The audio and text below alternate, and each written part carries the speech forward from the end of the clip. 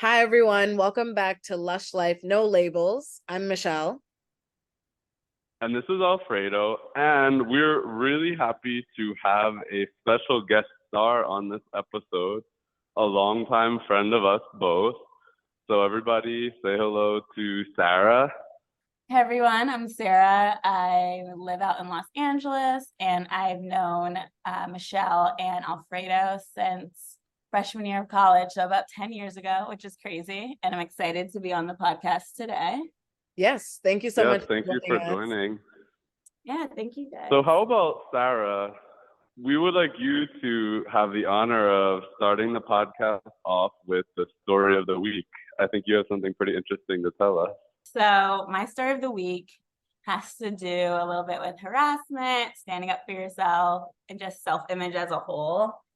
I work in a job and we have a security guard at the front desk. And every morning coming into work, see the security guard. He's an older gentleman. At first, pretty nice guy, thought nothing of him. And then as the weeks would go by, he would always make little comments on my appearance. First, he would say, "Oh, you're so beautiful. I love your hair. Are you married?" He would always comment on what I was wearing. And then he started commenting a lot on my body. He would say, "Wow, you look so good. You look so fit. Do you work out?" And I'm a girl who works out a lot. And so it's nice just to feel like someone noticed it. But at the same time, anytime you're just trying to go into work and do your job, it's annoying to have a man constantly making comments about your appearance. Overall, his comments just made me uncomfortable, but I wouldn't return the energy from his compliments. I would kind of ignore him a little bit, maybe say thank you really fast and like run to my desk because I didn't want to engage with him because I thought he was kind of creepy. After giving me so many compliments on how I looked, he eventually was just, "Are you still going to the gym? Because now it looks like you're getting kind of thick." And I was shocked and highly offended because Ooh. one, I was still doing the same workout routine. I thought I still looked the same. I didn't really notice any difference in my appearance.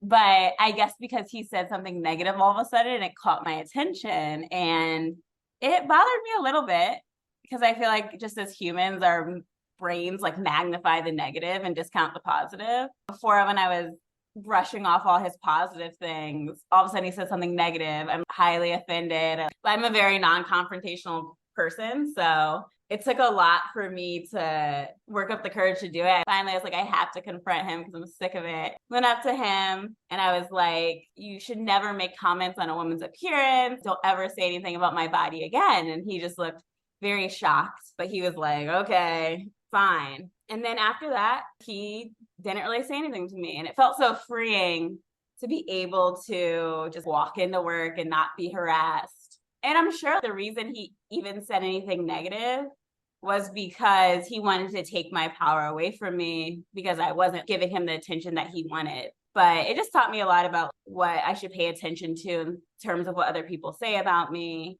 And then also just how to tell guys who are harassing you to shut the fuck up. So that's my story of the week. I'm glad I Thank put this you. place. And don't let people tell you that you don't look good. I think that was a good story because it's a really good segue into what we would like to talk about in this podcast. Our topic is self-image, self-esteem, and particularly body image.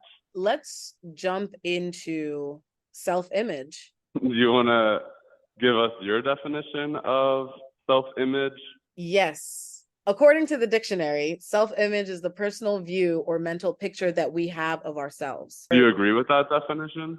I do agree with that. It's how we see our bodies, how we see who we are, what makes us feel good about ourselves, despite what others may say about us. You say despite.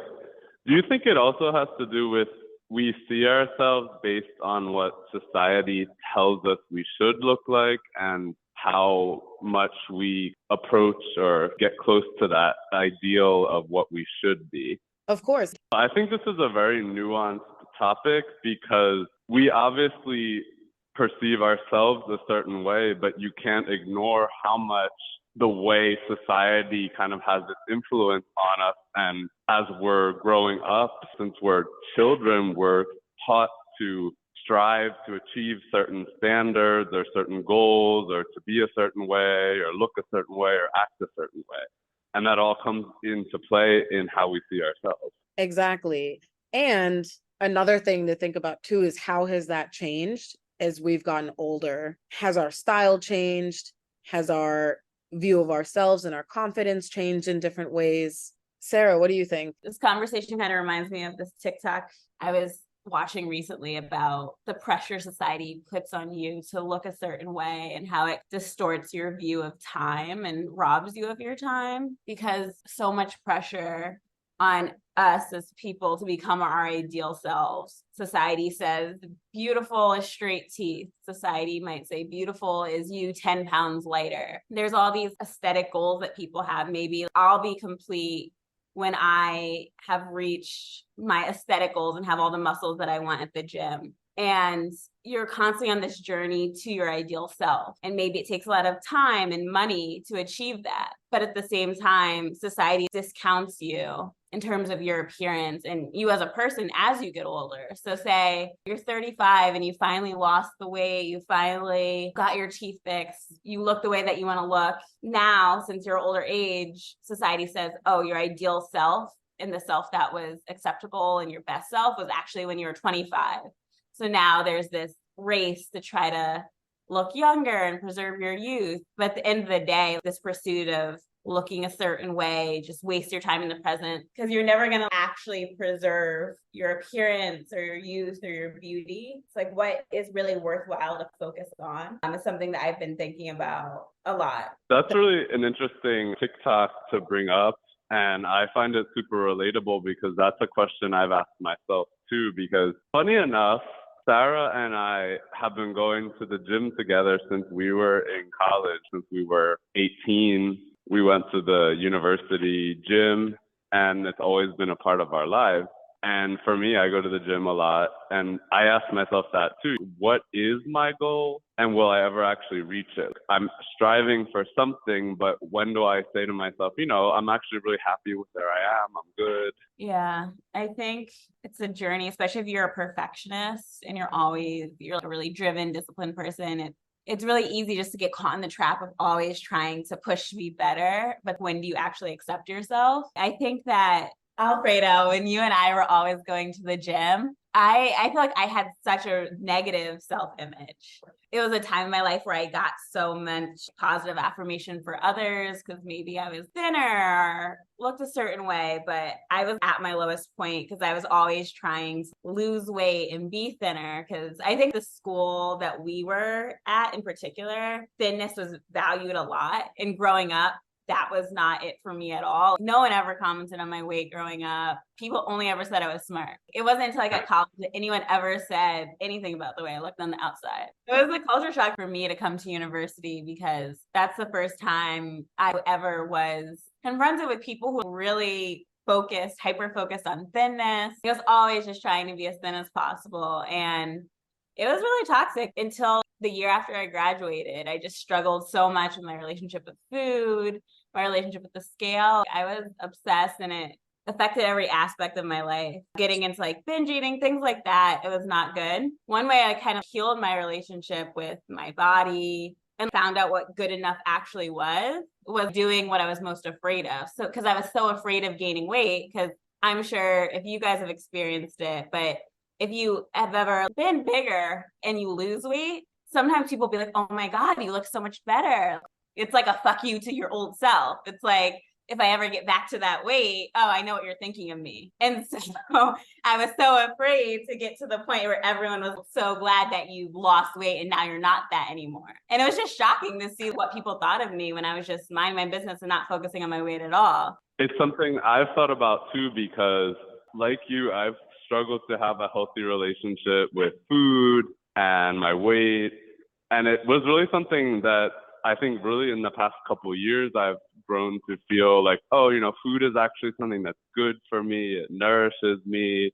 I'm doing my body good in eating this food. And I eat really healthy, but regardless, I was just having this conversation yesterday on a similar topic where people will praise you if you get more muscular, if you get skinnier, depending if you're a girl or a guy or whatever, people give you all these positive comments because it's in their heads, it's like, oh, you're being healthy, you look healthy, but they don't know maybe all of the really unhealthy mental habits that have come along with that, because you might have a horrible relationship with food. I struggled with this same issue, and I received a lot of comments from people around how I look, and receiving those negative comments when those people had no idea what I was going through at the time was a lot to take in. And then when I bettered my relationship with food, how those comments changed, it is very shocking, as you said before. But it Yeah. can be sort of counterintuitive because, for example, I used to be the kind of person to weigh everything that I ate, count every protein, every carb, every gram of carbs, every gram of fat. Oh, And that can be really obsessive Oh yeah. and unhealthy. And it's not really a healthy way of living or nourishing yourself. But then at the same time, everyone is giving you compliments like good. So they're almost sort of encouraging you to just keep going with that toxic, unhealthy behavior. we've given a few examples of negative situations around our body image, but we can all agree that, at least for us, as we've gotten older, we have developed more positive body image for ourselves. Would you guys say that? Yeah, I'd say. I agree for sure. Yeah, and it was a long journey, but it definitely evolved. I could speak to that if that's it you're getting at, Michelle. Yeah. Okay. So like going into like my really restrictive eating habits, I was eating nothing, counting everything I ate, and then working out 5 times a week. And it was such a stressful thing on my body. And then I became vegan. Being vegan, I ate a little bit I more. remember that. I gained weight when I became a vegan. It was the pandemic that I feel like really healed my relationship with food and exercise and body image, because I did not work out and I ate whatever I wanted. And that was insane for me. And I didn't weigh myself. But when I was gaining the weight, I never noticed it because I felt like I still had the same body shape. I still thought I looked like myself. Now looking back at pictures, I could see it a little bit. But letting myself gain weight, letting myself eat whatever I wanted, I realized that I still look good. I still am valid. I still love myself. It was the idea of thinness and other people's approval that I was chasing. It doesn't mean that I don't look good at any size. It doesn't mean that I'm not a good person being bigger. Basically confronting the fear of what happens if I gain the weight back healed my relationship. Once I started getting on the higher end of that 30 pounds, then that's when I started to feel like shit. And that is when I wanted to change my life around. But when I changed my lifestyle around and started to become more active and eat healthier, I did it in what can I consistently do for the rest of my life, instead of how can I go hard 5 days a week, every week. So I was like, let me just go walk. Let me just do like a little easy Pilates workout. Let me just try to eat one salad a day. It was a really gentle, positive approach to food. And I did want to lose weight because I didn't feel good. I felt really heavy and my clothes weren't fitting anymore. I remember I tried on the skirt at Zara and it split down the middle. I was like, oh shit. In the middle of the store? Oh my God. I was like, I've had that happen, but then anymore. I've done that with, I've had that happen to me in Zara too, but I didn't say anything and I didn't pay for it. I've never tried on Zara clothes. Is this a thing? Should I expect this if I ever go? Because I didn't realize how much Well, weight if you try to put on clothes that don't fit you, that are not your size. I thought it was still like a smaller size and it was not. So it was a humbling experience. But I'm dead because that's happened to me too. That happened with my friends in Madrid, and I was like, oh my God, do I say something? I ripped the jeans. They were too small. I tried to force it, and she was just like, no, don't worry about it. Yeah. So I lost the weight I gained during COVID, and I'm back to the way I looked probably like in high school or whatever. Not like when I was super thin, but I did it in a very like healthy, sustainable way. Like I could eat and work out like this for the rest of my life. What makes me most proud in this moment is discipline. I can have like the discipline to do something consistently every week. And that's what makes me feel proud, not how I look. Exactly. It's interesting. I've thought about that too, because it really goes to a question of what is motivating you to do all these things. Is it really for you or for other people? But I think that there is something really positive and empowering about working out, taking care of yourself, being healthy. Obviously, it can go to this extreme unhealthy end of the spectrum, but I think that you can feel empowered as well by taking care of yourself and making positive changes. And that's something I've kind of realized over the years. I work out a lot, and something is kind of positive is you can see how you can make a change in your appearance by being disciplined, by being consistent, by following through with something, and that can feel really good at the same time because you feel like you accomplished something. Let's say you get to that point, but you want to get your teeth done, get some cosmetics, get some Invisalign. That's also part of our body image, and that goes more to enhancements. So what do you think is an acceptable range of taking care of yourself? That's such a good question. I don't feel personally attacked by that comment because Michelle and Sarah know that I did Invisalign recently. I had some really. It wasn't a personal fucked up call out, teeth. but since you want to tell us your business. But it's definitely something I've thought about, because what's the line between loving yourself, wanting to look good, taking care of yourself, versus being narcissistic or doing things that aren't necessary? Because obviously you don't need to have perfectly straight teeth, perfectly white teeth, for example, but you might do it and it might make you feel good about yourself. Yeah, it's hard. Like I think like the other hand, we talk about like weight and how people always comment on weight. But like I think people in general have always commented on my appearance in my adult life. It's always this idea of, wow, oh my God, like, you know, if you get dressed up, oh, you look so good, that sort of thing. That's another form of approval that's been, constant. And I think that part of my fear around aging is, wow, everyone, they treat you better when you look a certain way. They like express so much approval if they like the way you look. Like what happens if you're old now, your looks fade, as they all do? Then how do people treat you? Then what do people say about you? I've read a lot of posts from older women. They say at a certain age you become invisible, which is interesting in society, which I think is going to be a relief, but also maybe sad. I don't know. In terms of what's too much, I've tried to do things to maintain my youth. I get Botox. I've looked into getting fillers, but I'm a little afraid of that because people say things like fillers are a slippery slope. So I try to stay away from those cosmetic procedures that can be pretty addictive to people, that are easy to get out of hand. Lip filler, I think, is one. You get half a syringe, you get really used to how you look, and then you want another syringe.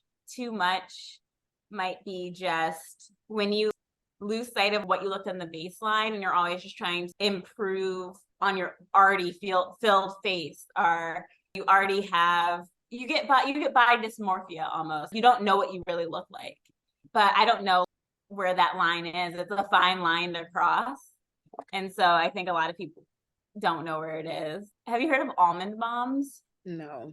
Oh, damn. I think I'm too much on TikTok. They say that almond moms are people, I don't know if you grew up with moms like this, but it's like that. What generation are our parents considered? They're not boomers, right? Gen X? Gen X. So in Gen X, the 90s, a lot of people were obsessed with being thin. In like 80s, they're obsessed with being thin. And it's more likely that like our parents' generation will grow up with moms who eat nothing, heavily into diet culture. They might eat one almond a day. And that comes from this clip of Gigi Hadid's mother. She only let Gigi eat like an almond if she was super hungry. Wow. I know friends growing up who had moms like this. They wouldn't let them eat anything. They themselves wouldn't eat much. I don't know. People make all these TikToks, but I saw someone else said that for millennials, anti-aging is we're going to be like the anti-aging moms to our almond moms. We're going to be like, oh, I need to put my retinol, get my Botox. Our generation in particular is really obsessed with anti-aging. So how does anti-aging connect to body image? Alfredo? I think it's the same obsession, this image-driven obsession, and I think anti-aging in particular is very driven by social media because there's always been pressure in modern society. We've always been under pressure from mass advertising and whatever you saw in magazines and TV. But I think now with social media, you're literally bombarded nonstop with just images. And there's this renewed or intensified focus on your appearance. And people do care a lot about these different treatments. And I actually watched a documentary recently, and I found it was about plastic surgery.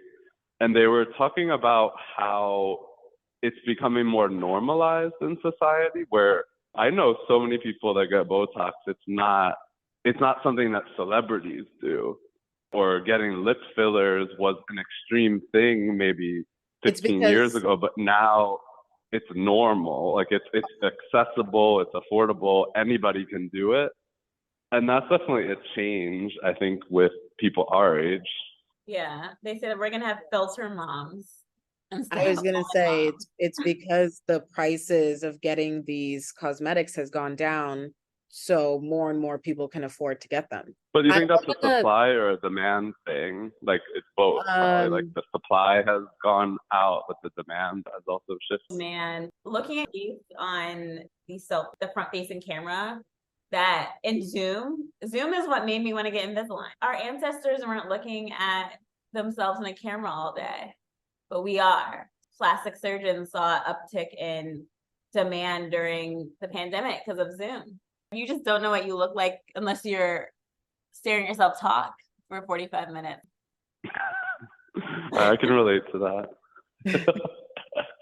After talking about having more positive body image and having to deal with society's image of us or society telling us how to look or influencing us, how do you deal with people's comments about yourself as someone with more positive body image? I think what Sarah said at the very beginning when she talked about receiving all these positive comments from the security guard, she rubbed them off, but it didn't bother her. But that one time when he said something negative, that it did get to her, because I think we naturally will focus on something negative before something positive. You could get 5 compliments about your appearance or yourself, and that one negative thing will have you zooming in on that comment more than the 5 positive ones. I've been in situations like that.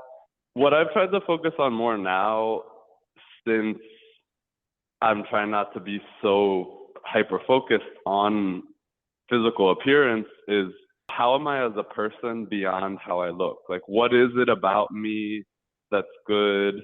What are the positive attributes about myself that don't have anything to do with this superficial aspect?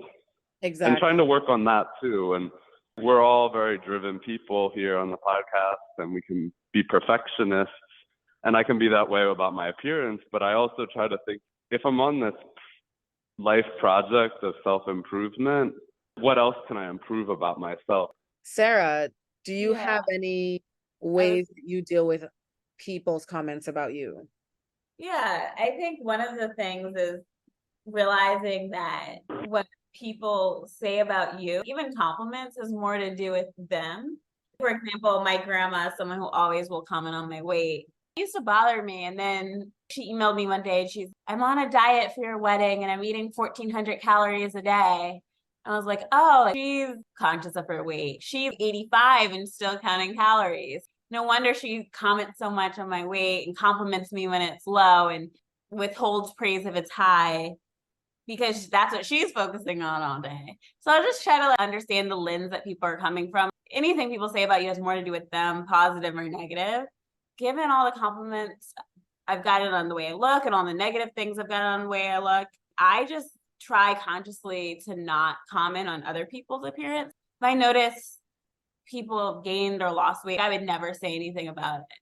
And then even if I wanted to comment on someone's build or like the work they've been doing on their fitness, I would never say, oh, wow, you lost weight. I try to maybe give more compliments other than just the way that they look. Yeah, and I really appreciate when people give me compliments on things other than the way that I look. I'm going to try to come up with more just creative compliments. I love when someone says, oh, I can tell that you work out, instead of, oh, you look good, that sort of thing. For me, when I became more body positive, I became my own champion so that no one's negative comments would impact me, because who cares what they think? For me, I let go of those external pressures that I grew up feeling, getting comments from people all the time. For me, when I get dressed in the morning, I get dressed for me, not for anybody else. If someone compliments me, that's great. I take the compliment. I like compliments, but that wouldn't change my view of how I looked that day. And that's how I give myself grace to, even if someone said something negative, it does not impact what I thought of myself that day. Yeah. Yeah, I think that's a really potent note to end on, because at the end of the day, we're the person that we have to be with 24/7, and that will always be with each other. So you have the power in you to, either make yourself unhappy or And be happy by not being too harsh on yourself. And let me add one thing.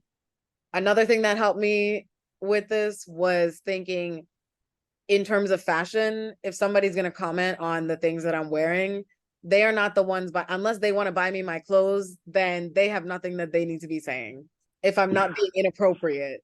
So there you go.